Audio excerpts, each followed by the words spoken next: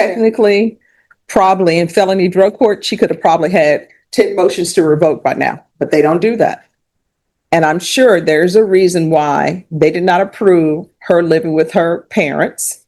And part of that reason is because of the drinking. And they knew that they had probably already tried that before with her living at home, and they told her no, but she wanted to do what she wanted to do. So now we're here, and I don't think she's a good candidate for probation.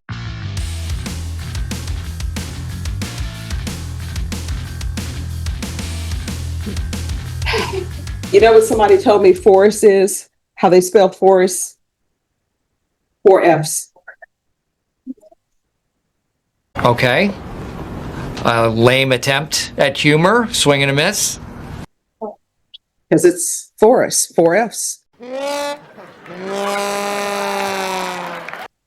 All right. I'm sorry. Deja Garcia. All right. Are y'all ready to proceed? Judge, do you have the court summary in that file? Let me see what I have here. Is this the court summary that I really need to read? No, Judge. Okay. Okay. All right. Court is calling 2022 CR 2514 State versus Deja Garcia. Could I have parties announced? Megan Galloway for the state. Teresa Max Vasquez for the defense, Judge. And are you Deja Garcia? Yes, ma'am. All right, Ms. Garcia, did you review the motion to enter adjudication of guilt and revoke community supervision with your attorney? Did you understand it? Yes.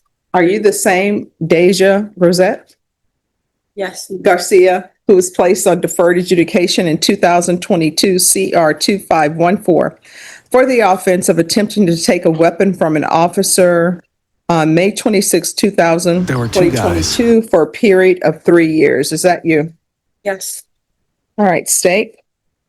Violation of condition number 41 on or about the 17th day of April 2025 in Bexar County, Texas. The defendant, Deja Rosette Garcia, did then and there fail to comply with the rules and regulations of the Felony Drug Court by tampering with drug patch in violation of condition number 41. How do you plead to that? True or not true? Not true. Okay. All right. I guess I need to talk to the attorney because I thought something different was happening. Okay. We could just step back for Sure. 5 seconds. Just, yeah. Judge, if I could, well, we're going to go back on the record. Sure, we're I'm back going on to the withdraw the condition of violation of condition number 41 Okay. and proceed on violation of condition number 2 on or about the 31st day of March 2025 in Bexar County, Texas. The defendant, Deja Rosette Garcia, did then and there admit to consuming alcoholic beverages in violation of condition number 2. How do you plead to that? True or not true? True. And then we waive and abandon the remainders, Your Honor. Any objections? No objection. Did you understand by pleading true to violation of condition number 2, the court could find it true, grant the motion, find you guilty, sentence you up to 2 years in the state jail facility and up to a $10,000 fine? Yes, ma'am. Knowing that, do you still wish to plead true to violation of condition number 2? Yes. Court will find violation of condition number 2 true. Is there a proposed agreement? There's not, Your Honor. The state is asking that you grant the state's motion, revoke the defendant's community supervision, adjudicate her guilty, and sentence her to 2 years in the state jail facility. She was placed on deferred adjudication back in May of 2022 and was a participant of felony drug court until this recent MTR where she was not in compliance with the program. And so that's why we're asking for the 2 years in the state jail facility.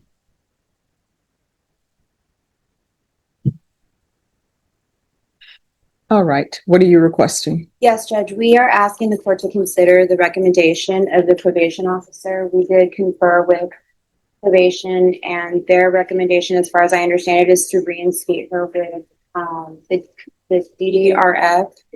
It seems, as far as I understand, Judge, after talking to my client and reading the report, is that she did well on DDRF. She did not do well on safety, is what I understand. So I've had communications with her. I have an understanding little better understanding of DDR and the difference, and she does feel that she benefited more with the dual.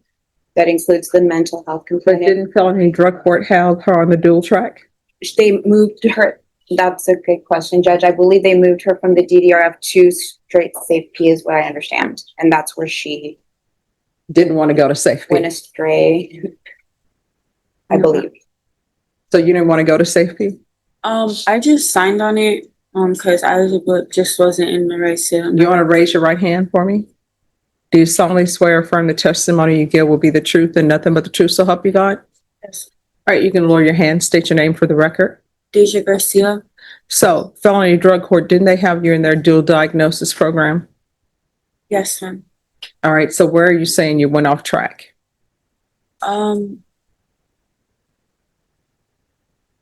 Right, a few months after I got out of DDRF, I got off track again, and that's when they decided to have me sign the safe P.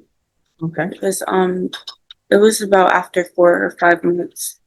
Did you go to safe P? Yes, ma'am. All right, did you successfully complete it? Yes. All right, so then you get out of safe P, then what happens? I slipped up and I drank like on 2 of the violations. So why did you drink? I think just because I was kind of overwhelmed when I got out of that facility. So I'm not trying to make it an excuse, but I was just overwhelmed. All right, so to the court, and if I'm wrong, let me know. There seems that there's more than just this being overwhelmed, because I used to be an attorney in felony drug court. And when you're released from safe P or some kind of inpatient treatment, they don't just let you fly free because they know you're going from a lockdown facility to coming out. So they really keep track of you until you're on the right path. Then they let you be freer with your time. So I'm not understanding. So you leave safe P and you start drinking. Yeah, ma'am. A few weeks after I get out, I drank like once or twice. Mhm. I just had a lot of Can I say something, Judge? Sure. Okay. So I spent a little time with her, and I don't know if maybe she's not remembering, or the communications we had, we went over the excuses and how just give them the facts and tell them what happened. What I see in this is, I asked her, how did it happen? What happened? What was your plan? What was the goal? How did it work after you got off? You got out just like you just went through with her. What she hasn't said was that she tried to enroll in school. She moved back home, I believe, correct, with your parents. And so that's where we stopped. I think it was a few months ago. Well, here's the thing. When you move back in with your parents, the felony drug court approved you moving back in with your parents? no, ma'am. All right. See, that's part of the problem, because felony drug court has rules where you can stay, what you can be doing.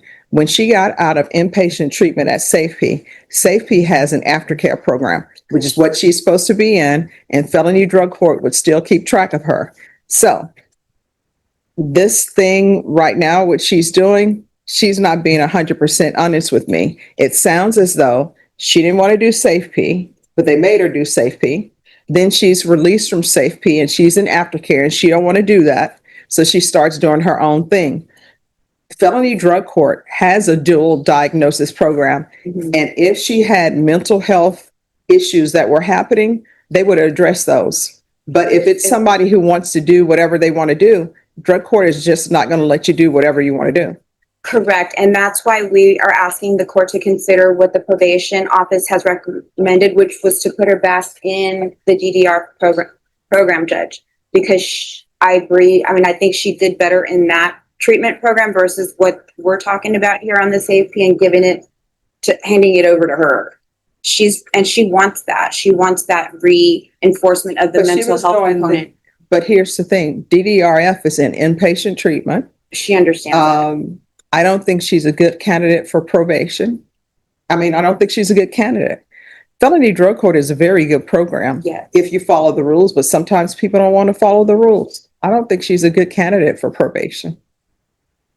I believe this was only her as far as I know, Judge, from what I can speak to is the report, this was the only violation that we have on her, and it was right after Safe P. But see, here's the thing about that.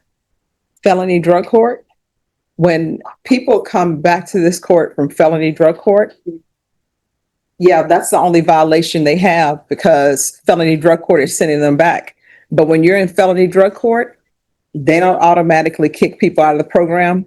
They go through different steps, graduated sanctions. So they have technically, probably in felony drug court, she could have probably had 10 motions to revoke by now, but they don't do that.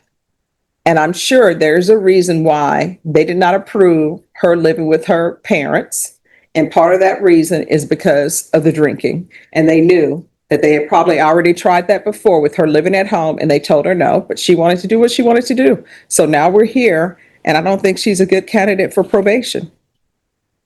I just feel, Judge, that the element of putting her straight into the state jail felony detention center, it just squashes the whole program of rehabilitation. I think she agrees. If it's going to mean more time, Judge, I think that the benefit would be there for her to do the mental health component. She clearly knows that she needs that help, as far as I know, and she's being fully, as far as I know, Yeah. you know.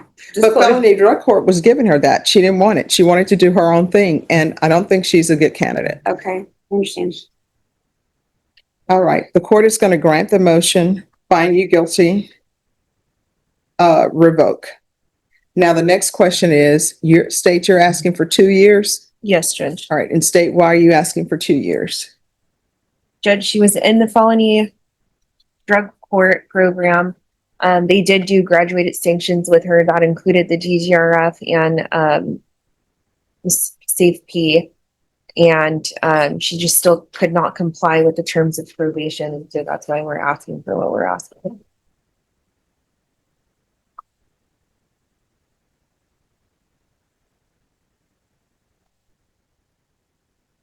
All right, and what are you requesting? Credit for time served. I believe she's already been there a little over 12 months. Doing the program, Judge, that's already 12 months that she's been in custody, I believe. All right, the court will sentence you to 2 years in the state jail facility, give you credit for any time served. And I'll give her credit for any successful inpatient treatment. If she successfully completed DDRF, then she'll receive credit for that. Did you review the document entitled Trial Court Certification of Defendant's Rights to Appeal with your attorney? Did you understand it and sign it? Yes, sir. All right, you have a limited right to appeal. That right to appeal is as it relates to the allegations in the motion, not the fact that you're on deferred adjudication. Because this is a felony conviction, you're not allowed to own or possess any weapons or ammunition. If you have a question over what a weapon or ammunition is, you'll need to speak to an attorney. Do you understand? All right, good luck to you when you're released from custody. If you're still trying to find help with your mental health or maintaining your sobriety, if I'm still here, you come back here, I'll pick up the phone and call for a placement for you. All right, good luck to you.